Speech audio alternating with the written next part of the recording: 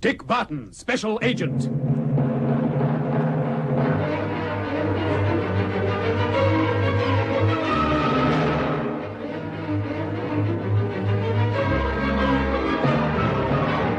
Wilhelm Kramer and his gang have captured the secret weapon. Also one of the two scientists who invented it. But Kramer is still short of some vital information before he can operate it.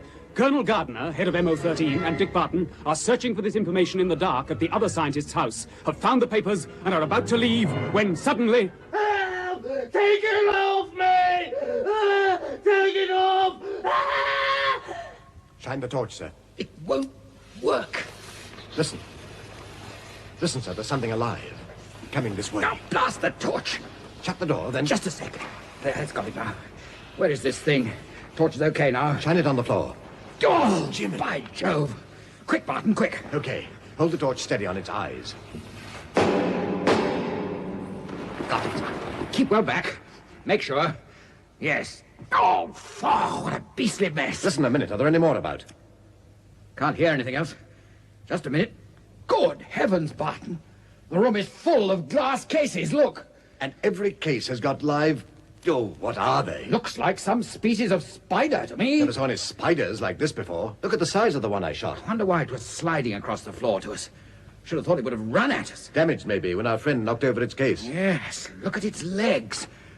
But what about our friend? Let's take a look at him. He's not dead. He's breathing. Perhaps he's one of the specimens that Sir Archie told your secretary to warn us about. Nasty-looking creature. He's out for the count. Doesn't seem to be any mark on him. Must be shot. Wonder who he is. One of Kramer's men? You bet. Well, let's get into a doctor. He's too useful to leave lying about. May be able to help us a lot. He's the first real clue we've found. Right. If you'll help me with the Sleeping Beauty here, you take his legs. Okay. Outside with him. And let's shut the damn door.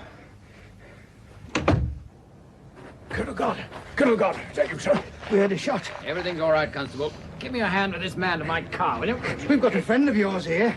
What do you got there, Captain Barton? A corpse? Snowy White, you back? You betcha. Wouldn't miss out on this. How's the head? Oh, that's all right now, sir. Just like to meet the bloke that did it, that's all. Is this more trouble? Well, we're onto something, I think. And you left me out of it. I'm sorry, Snowy, but you'd had that nasty smack on the bean. You weren't really fit for action. But I am now, sir. Like old times all over again, isn't it, sir? Reckon we're lucky, you and I, getting into this racket. Reckon we are, Snowy. Well, what's the setup now? Well, the other side seems to have scored most of the points up to now. A fellow called Kramer's the leader of the opposition. Any idea where he hangs out? No, but that fellow we've just captured in this house may be one of Kramer's crowd. Put him in the car. I'll take you back to my office, and by tomorrow morning, things should be moving. Barton, you and your friend, get some shut-eye and be at my place by 10. Right, sir, and at 10 tomorrow morning we move over to the attack. You took the words out of my mouth. Well, good night. Good night. Good night, sir. And don't dream of spiders.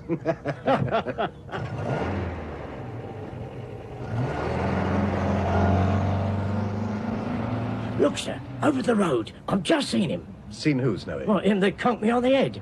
Over the other side of the road, look. Tall chap with the Homburg hat and the Macintosh. The perisher. Snowy, don't let him see you, man.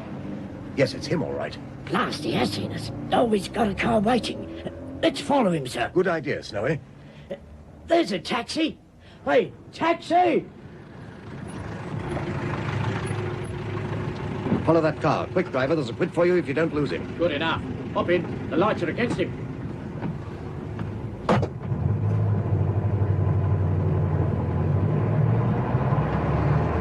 He's away already. Lights have changed. Step on it. Don't worry, sir. We'll keep on his tail.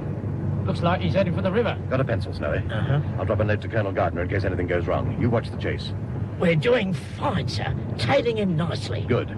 Now, dear Colonel, on the track of man in Homburg hat who knifed Jimmy What happened to Lowe, Snowy? I'm afraid he's at it, sir. He's still in hospital. Oh, poor chap. Leaving taxi driver with this note for you. We left taxi at... He's stopping, sir. What, already? Blimey, that was quick. He hopped off and the car's gone on. That probably hopes we'll follow the car. Hold it, driver. Right, sir. Think he dodged through that doorway over there, sir. That warehouse? Yeah. Probably hoping to give us the slip. Here, driver, wait for 10 minutes. If we don't come out of that doorway by then, take this note as quick as you can to Colonel Gardner, War Office. I'll finish the note. What's the name of the warehouse? It's written up Aspinall's Aspinall's Tea Warehouse. Tea Warehouse. Here's the note, driver. Okay, sir. I know the place. I'll bring him back here if you don't come out. Good man. Give us 10 minutes. And don't forget, driver, Colonel Gardner, War Office. I won't forget, sir. Good lad. We'll see you don't regret it. Come on, Snowy. With you, sir. Colonel Gardner, War Office. What a blooming oath. What a pair of suckers.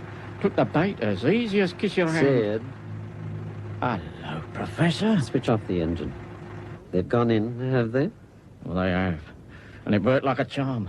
They even give me a quid to take a note to Colonel Gardner. Nice work, Sid, nice work. Beat it. Now, go on, beat it. Yeah. The leader will attend to Mr. Barton and his friend in the leader's own inimitable way. Well, all I can say is, heaven help them, Professor, if they're left to his tender mercies. Keep your eyes open, Snowy. Yeah. Big place, there, isn't it? Yeah. Nobody about there. What did you say the name was? Aspinall's Tea Warehouse, it says on this door. I can't see any signs of tea lying about. Well, you'd think they'd have a watchman or somebody on duty, wouldn't you, to stop people From from... pinching the tea that isn't here. Can I help you in any way, gentlemen? That depends who you are. I'm an employee of Aspinall's Tea Warehouses Limited. Can I do anything for you? Well, you could make us a nice cup of tea, 2 lumps. My friend has a strong sense of humor. I must apologize. Actually, we were expecting to meet someone here. A gentleman in a black Homburg hat, brown Macintosh. You haven't seen him? No. No, I don't think I have. Well, perhaps he went through that door over there. Oh, this door over here, you mean? Please, come this way. This is Mr. Jackson's office, gentlemen. If you'll just step inside. After you, gentlemen. Oh, thank you very much. Tar very much. Now, what the... He's banged the perishing door on us, sir. Open it, sir, open it. There's no knob on this door on the inside. Ah. And the door fits flush. It looks like we walked into a bit of a trap, Snowy, my boy. Yeah, you know, I thought the old setup smelled a bit fishy. Not much like an office now, is it? Is it? Not much. Room's completely bare, except for this table in the center here. Now, what do we do, I'm afraid, Mr. Barton, there's very little you can do. Oh, the blinking... Now for the melodrama, Snowy. Precisely, Mr. Barton, as you so intelligently point out. Now for the melodrama. Well, where's his voice coming from, sir? Allow me to explain. By an ingenious mixture of loudspeakers and microphones, I can hear every word you say, my friends, and you can hear what I say. Who are you, anyway? But of course, how very impolite of me. My name is Kramer, Wilhelm Kramer. Blimey, the kingpin himself. The kingpin himself, as your friend so aptly phrases it, Mr. Barton. But as the hour is late, I suggest we do not waste time. First, you appreciate, I trust, that our friend, the professor as we call him, the man in the black Homburg hat, was sent as a decoy to lure you here. Oh, I see the spider and the fly, eh?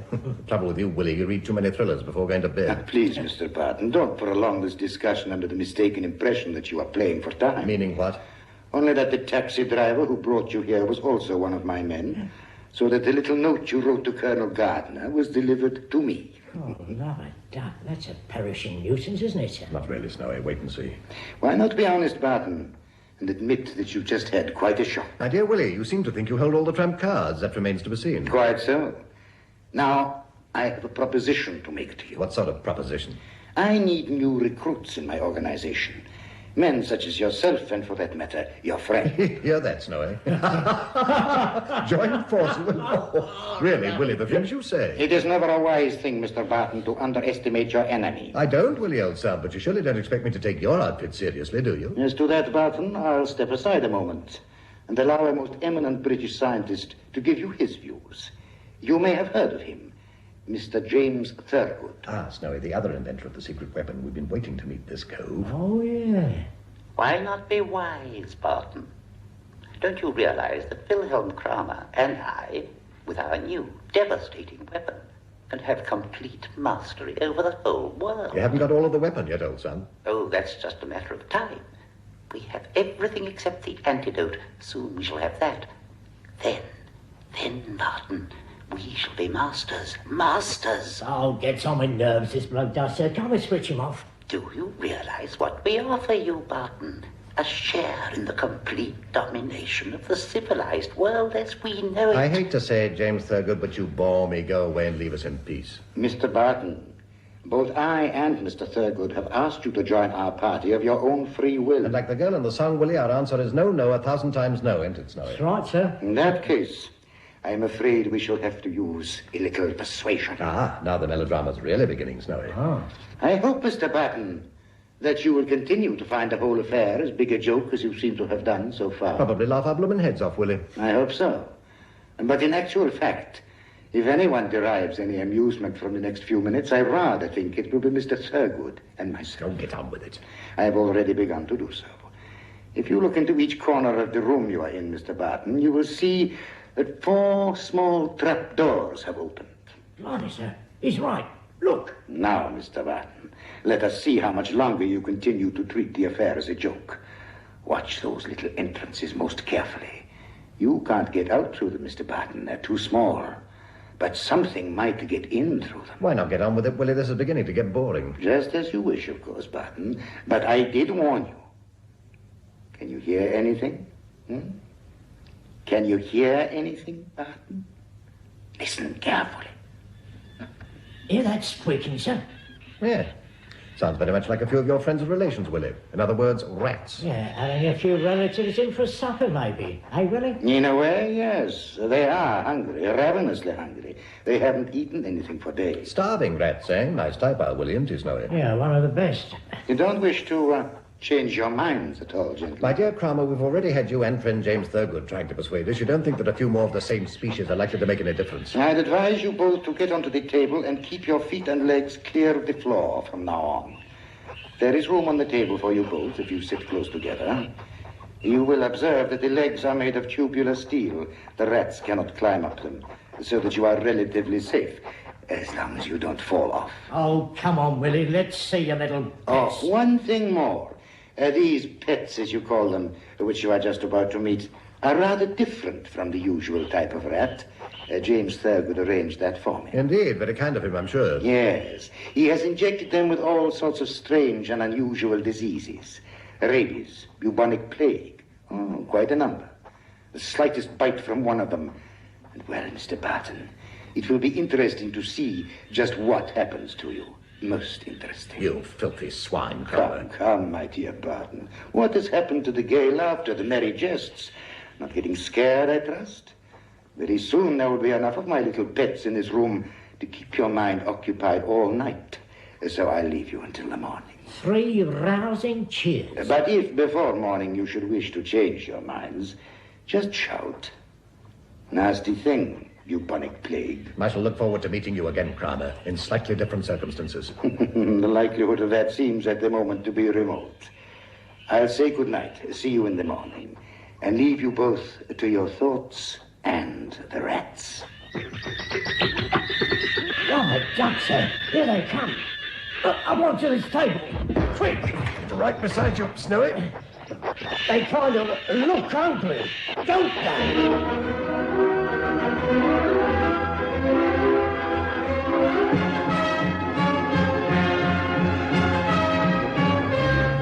What will happen to Barton and Snowy? How can Colonel Gardner find them now?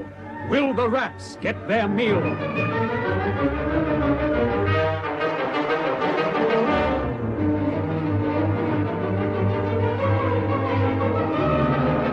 Listen to the next installment of Dick Barton, Special Agent.